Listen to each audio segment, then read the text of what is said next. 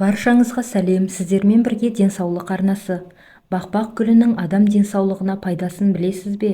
Табиғаттағы әрбір өсімдік адам денсаулығына пайдалы екенін бәріміз білеміз. Ал ерте көктемде гүлдеп, табиғатқа ерекше әсемдік беретін сары гүлдің адам денсаулығына тигізер пайдасы жайлы білесіз бе? Бақбақ гүлін ежелгі Рим мен Египет, тіпті Авиценнаның өзі дәрілік мақсатта қолданған. Гүлдің әр бөлігінің өзіндік ерекше пайдасы бар. Тамыры көздің көру қабілетін арттырса, жапырағы тері және буын ауруларына ем. Ал гүлін ағзаны әрлендіру мақсатында пайдаланады. Бақбақ гүлінің адам денсаулығына тигізер пайдасы: иммундық жүйені нығайтады.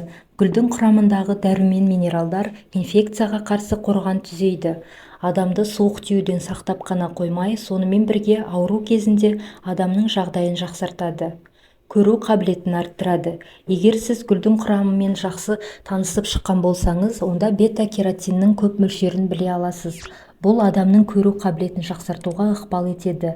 Әсіресе гүлді зейнетке шыққан қарт кісілерге көптеп тұтыну керек. Өйткені бақбақ адам ағзасындағы катарактілер, глаукоманы және көз ауруларының артуына жол бермейді. Және де бета-каротин шаш, тері және тырнаққа жақсы әсерін тигізеді. Қан құрамындағы қант мөлшерін төмендетеді. Қант диабетімен ауыратындар бақбақ гүлін тұрақты түрде тұтынуы қажет. Өйткені ол қан құрамындағы қант мөлшерін тиімді азайтады. Асқазан ішек жолдарының жұмысын қалыпқа келтіреді. Бақбақ гүлін жеген кезде талшықтың болуына байланысты метаболизм жақсарып, ағзадағы токсиндердің уақытылы жойылуына ықпалын тигізеді. Сондай-ақ өсімдік ас қорыту жүйесінің бірқатар ауруларын емдеуге қабілетті. Іш қатуда көмектеседі. Бақбақ гүлі ащы болғандықтан паразиттермен жақсы күреседі. Буын ауруларының алдын алады. Халықтық және медицина буын аурулары кезінде адамдарға бақбақ гүлін тұтынуды ұсынады.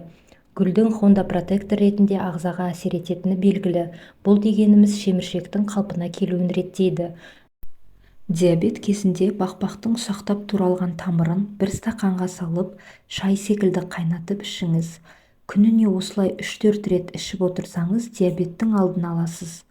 Онкологиялық аурулар кезінде бақбақтың 100 грамм жас жапырағын тұзды суға малып, оған 50 грамм ұсақтап туралған жуа мен 25 грамм ақжелкен қосып өсімдік майымен араластырып тұтыну керек.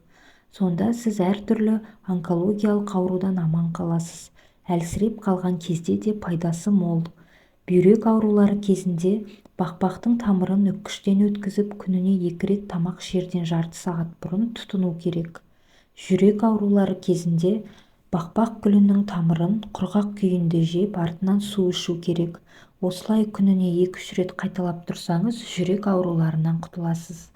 Арықтағыңыз келсе, 2 ас қасық немесе 1 ас қасық бақбақ жапырағын суға салып, қайнатып, 6-8 сағат аралығында термоста сақтау керек. Кейін кішкентай жұтыммен ішу керек. Теріңізді ағарту үшін бақбақ гүлін жарты литр суға салып, жарты сағат қайнатып, бетіңізді таңертең және кешке сүрту керек. Бүгінгі таңда өсімдіктен шығатын сүттен түрлі иіс май жасалады.